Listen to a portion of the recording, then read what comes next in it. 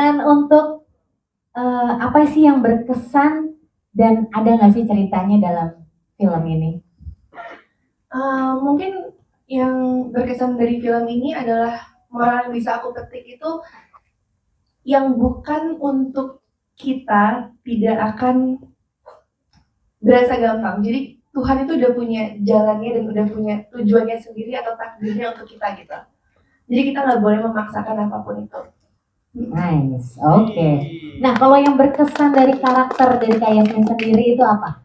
Yang berkesan karakternya merasa Aisyah ini orangnya bangor banget ya. Itu mesin sih kayaknya ya. Ngeselin banget gitu waktu awal-awal aku baca skenario ini aku merasa kayak gimana ya cara bikin penonton tuh empati kepada Aisyah karena dia nggak pernah dengerin orang-orang di sekitarnya sama sekali. Tapi sampai akhirnya aku sadar bahwa Aisyah tuh udah gak punya siapa-siapa dan dia cuma bisa bersandar kepada Arif, which is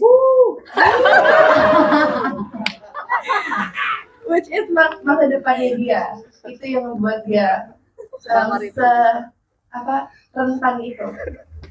Oke, tepuk tangan sekali lagi untuk Kak Yasmin. Keren banget actingnya semuanya bikin kita jadi gemes. Selanjutnya kita langsung bertanya sama Kak Baskara. Ini juga nih pertanyaannya sama kok Kak.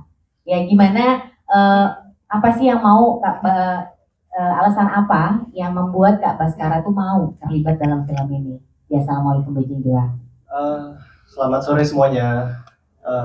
Mungkin pertama alasan untuk menerima peran sebagai Mo ini adalah bagaimana Pak Hartawan, Pak Guntur, Pak Peter, Bu Asma, dan juga Pak Niki di barisan belakang ini semua mereka bisa membuat suatu karakter, suatu cerita yang bisa menggugah sepertinya hati banyak orang. Dan karakter Mo ini juga sesuatu yang juga kita diskusikan dengan Bu Asma ya Bu. Pada saat proses reading kita mencoba menciptakan karakter ini bagaimana karakter yang bisa dicintai tapi juga tetap masih memiliki kekurangan.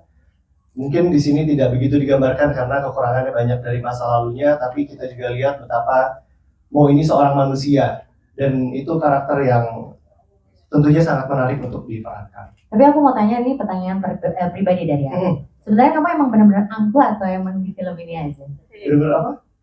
Angkuh agak cool. Songong. Oh songong.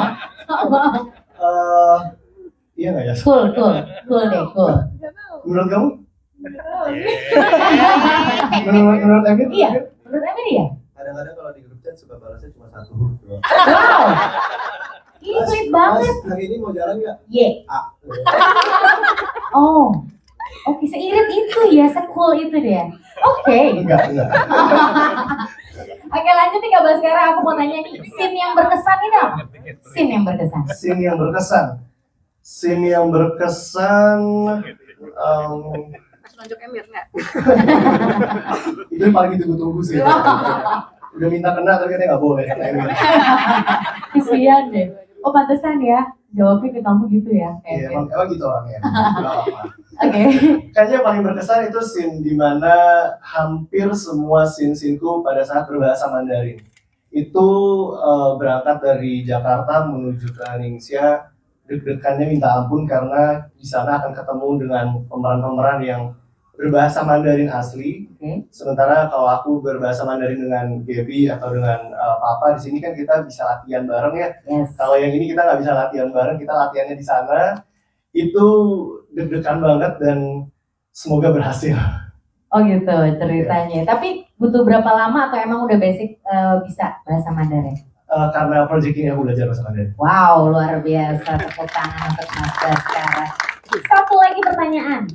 Hal yang berkesan dari karakter Mas Baskara. Aku senang sekali dengan melihat karakter Mo yang bisa menghargai dan juga mempercayai sama proses dan perjalanan tanpa melihat tujuannya. Oke, nice. Itu aja. Ada lagi? Cukup itu. Oke, tepuk tangan untuk Mas Baskara atau Kak Baskara ya. Thank you. Selanjutnya aku mau tanya sama Kak Ria Ricis.